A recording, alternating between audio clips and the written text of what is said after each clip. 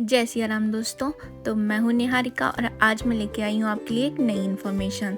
तो हम स्टार्ट करते हैं गंगा दशहरा के बारे में। तो ये गंगा दशहरा क्या होता है, इसे क्यों मनाया जाता है, इस आज के दिन किन किन भगवानों की पूजा की जाती है। तो वेट नहीं करते हैं, वीडियो स्टार्ट करते हैं। तो ज्येष्ठ मास के शुक्ल पक्ष की दशमी तिथि को गंगा दशहरा का पर्व मनाया जाता है। ये दिन मोक्षदायिनी माँ गंगा को समर्पित है। इसी दिन माँ गंगा पृथ्वी पर अवतरित भी हुई थी। इसी दिन गंगा नदी में स्नान, दान और उपवास रखने का विशेष महत्व भी होता है। इस साल गंगा दशहरा 30 मई 2023 को मंगलवार के दिन आ रहा है। इसी दिन साल का आखिरी बड़ा मंगलवार भी रहेगा। तो ऐसे में जो साधक हैं पर माँ गंगा और हनुमान जी की कृपा दोनों की ही बरसेगी। इस तिथि को गंगा दशहरा को गंगा अवतरण के नाम से भी जाना जाता है।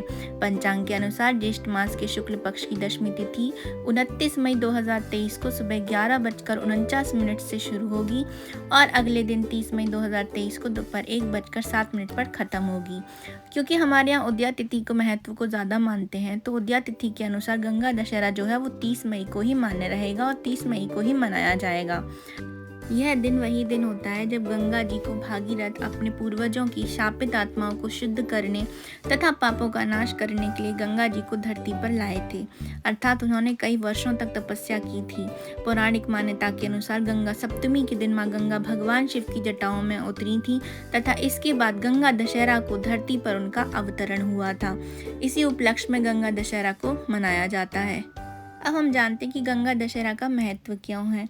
गंगा दशहरा पर माँ गंगा के साथ भगवती देवी की, नारायण की, शिव भगवान की, ब्रह्मदेव की, सूर्यदेव की, राजा भागीरथ की और हिमालय राज पर्वत का भी पूजन करने की परंपरा है। ब्रह्म पुराण के अनुसार गंगा दशहरा के दिन हस्त नक्षत्र का बहुत अधिक महत्व है, क्योंकि माँ गंगा जो है वो धरती पर हस्त नक्षत्र में ही अवतरित हुई थी।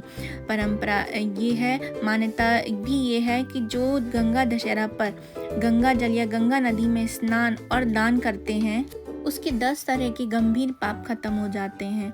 इन 10 पाप में 3 दैहिक, 4 वाणी के द्वारा किए गए पाप और 3 मानसिक पाप शामिल हैं, जैसे झूठ बोलना, हिंसा करना, नास्तिक बुद्धि रखना, कड़वा बोलना, बिना मंजूरी के दूसरे की चीज़ों को ले लेना या पर स्त्री गमन करना, दूसरों की निंदा करना, किसी का अहित करना, दूसरे की चीज़ों को गैर कानूनी ढंग से लेने का विचार भी करना, दूसरे का बुरा होने की कामना करना शामिल है। अगर आप भी अपने पापों से मुक्ति चाहते हैं तो गंगा दशहरा के दिन से अच्छा दिन और कोई हो ही नहीं सकता है गंगा जी में स्नान करने का। अगर आप गंगा जी में स्नान नहीं कर पा रहे हैं तो आप घर में ही गंगा जी की 2-3 बूंदें डालकर स्नान कीजिए पानी से, तो उससे भी आपको ज़रूर से फ़ायदा मिलेगा। तो ये थी मेरी थोड़ी छोटी सी जानकारी गंगा दशहरा के बारे में। अगर आपको ये पसंद आई है तो प्लीज़ मेरे चैनल को लाइक कीजिए, सब्सक्राइब कीजिए, ज़्यादा से ज़्यादा शेयर कीजिए। तो अभी के लिए मैं आपसे लेती हूँ विदा। जय सिया राम।